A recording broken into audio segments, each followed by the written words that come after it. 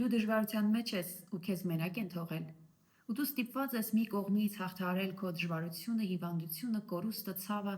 եւ մյուս կողմից հաղթահարել այս միայնակության, մերժվածության, իրականությունն ու ցավը։ Մյուս կողմից ձայնն էլ կարող է ասել, որ ինձ շատ դժվար է իրեն այցելել ու տեսնել մահամերձ անկողնում պառկած, կամ ինձ շատ դժվար է այդ պահին լինել մեկի կողքին, ով երեխա է կորցրել, ամուսին է կորցրել, ես չգիտեմ իրան ինչ ասեմ։ Մենք պետք է գիտակցենք, որ սա դատելու թեմա չէ։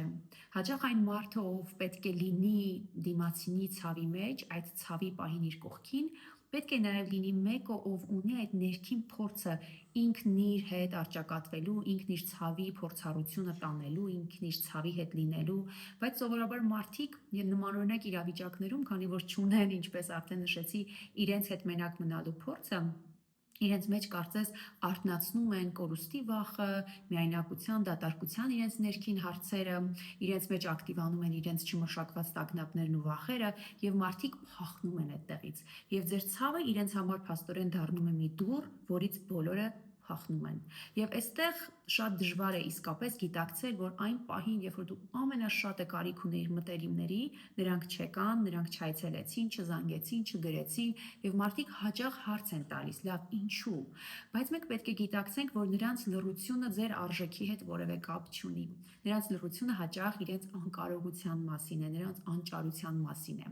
Բայց մյուս կողմին էլ, ովքեր որ հիմա գտնվում են այն իրավիճակում, որ պետք է այցելողը լինեին, զանգողը, գրողը լինեին ու ուժ չեն գտնում, չեն կարողանում, նրանց էլ ուզում եմ ասել, որ հաճախ ուշադրության կարիք ունեն նման մարդիկ։ Նման մարդիկ կարիք չունեն, որ դուք գնաք նրանց ճիշտ խոսքեր ասեք, տաք իրենց հարցերի պատասխանը։ Նրանք կարիք ունեն, որ դուք ուղղակի այդ պահին լինեք իրենց կողքին։ Դրա համար, ընկերներ, ես առաջարկում եմ, որ եթե դուք գտնվում եք այն կողմում, որ ձեզ մենակ են թողել, եկեք իսկապես ոչ թե դա համարեք անշնորհքություն, դատեք, այլ մի պահ մտածեք իսկապես այդ տեսանկյունից, որ մարդկանց իսկապես դժվար է ձեր ցավի մեջ